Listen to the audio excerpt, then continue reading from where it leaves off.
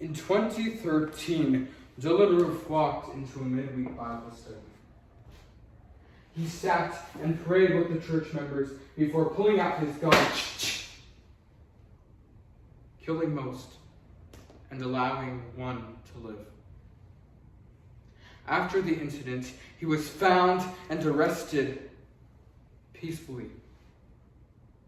When that white man killed those 9 innocent black people, we did not question his God. He wore flags of apartheid Africa. We did not question his allegiance. He committed the crime alone. We do not question his people. Hello, I am Basim Yusuf, and I'm here to tell you that terrorism sucks. But the morning after is when people who have nothing to do with the attacks get treated as if they're the actual assholes who did it. But this ends today. Introducing the Muslim Morning After Kit. The Muslim Morning After Kit includes everything you need to protect yourself from someone who may want to hurt you because they think you vaguely resemble a terrorist. At a recent press conference on U.S. relations with the Islamic world, I heard somebody say, if the United States wants the Islamic world to like them, then they should stop killing Muslims. Now, obviously the situation's a lot more complicated than that, but it really got me thinking. In the last 30 years, how many Muslims have died at the hands of an American versus how many Americans have died at the hands of a Muslim? Now, the exact numbers are nearly impossible to find, but they're also unnecessary because what we have so far is already so clearly lopsided. When my Muslim uncle found my queer Instagram, his disgust crossed the Atlantic, shattered my legs and made me kneel. My mother burst into the room with accusations already aimed at my chest. You wore lipstick, your father's family is Muslim, he can never go back home now, they'll kill him. She shouted me into a cadaver thrown from a building by ISIS for being gay. But I knew if I voiced my complaints, white America would mail me a draft card, inviting me, a martyr, to be the cause of destroying my own people.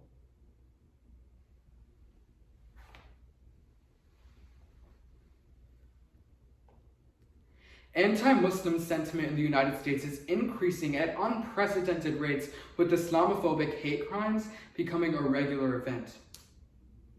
These hate crimes spark around the time of a terrorist attack, which is to say people such as myself are responsible due to the color of our skin.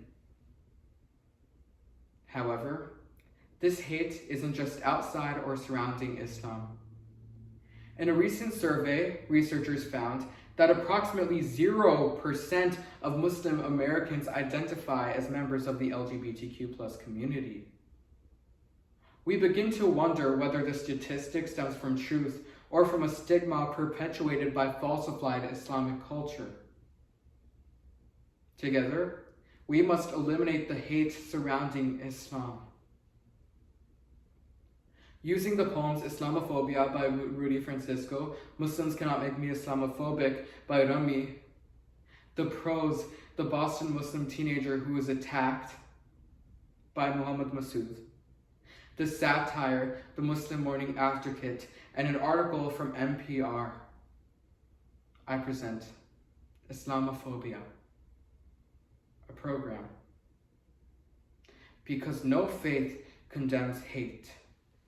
Do you see it? How I don't label all white men based on the sins of a few? Do you see it? How I don't condemn the whole action of the group based on the actions of a few? Do you see it? How all the names are different? How all the faces are different? How all the people are different? Therefore, we should not condemn Muslims for the radicalism of the group. The Muslim Morning After Kit includes many American flags to hang in every direction of your house. Order today, and you get an American flag t-shirt with a badass bald eagle smoking a cigarette to show that you are one of the good guys. Order today, and you will also get a free backpack tag that says just a few books and a laptop. Now I can go to the library every day. Thank you, Muslim Morning After Kit. I am Muslim and I am queer, and I don't know where to take my uncertainty, so I keep it to myself. Being the rock, the wall, and the hard place is never easy when your body is hurled at your family as a reason why they should abandon you. Your face reduced to a pixelated beheading video, treated like a Fox News headline, waiting to happen, complaints turn to drone strikes because white America only trusts me as far as they can launch me. My friends and I were biking down 53rd Street and 3rd Avenue when we saw this man in white starting to approach us. I knew that he wanted to hurt us.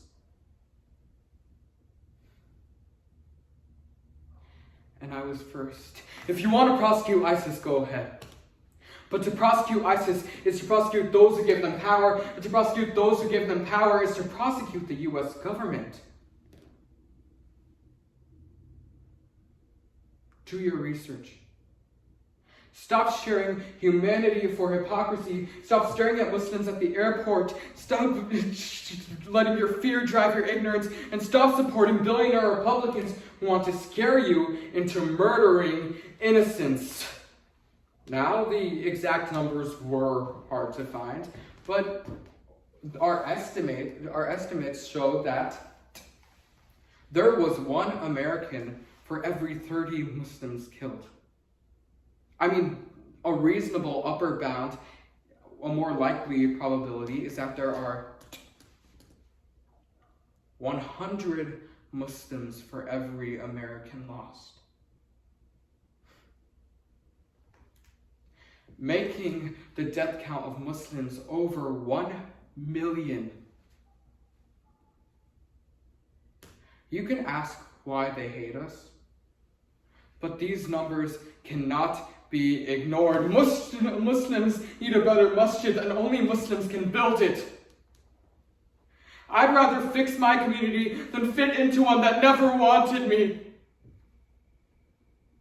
Every funeral I attend is a reminder that this nation will always love our oppressors more than us.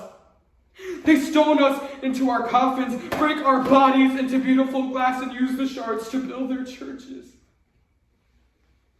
Every child who dies at the hands of someone who hates is a reminder that Congress hates me more than the Quran does. He pulls me to the side, and he starts punching me and kicking me with his heavy boots.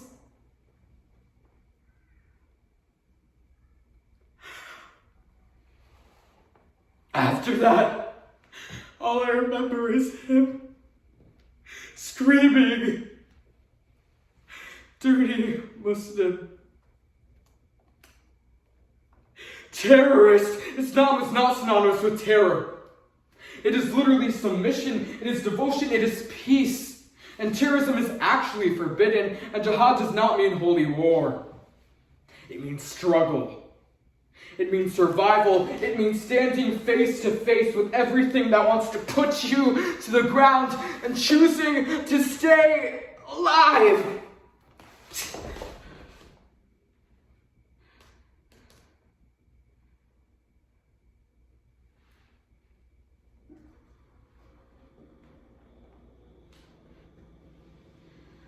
It's not about burning down the mosque.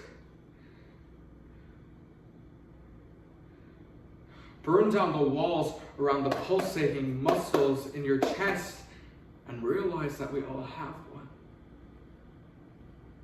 And lastly, Bismillah ar-Rahman ar-Rahim. My ummah loves me. In this life and the next, she will love me through heaven and hell, through every husband I divorce, through every missed prayer and broken fast. So I'll continue to make my wudu. Let my hair take the form of beautiful calligraphy. Let the call to prayer vibrate my rib cage. Because Allah will claim me.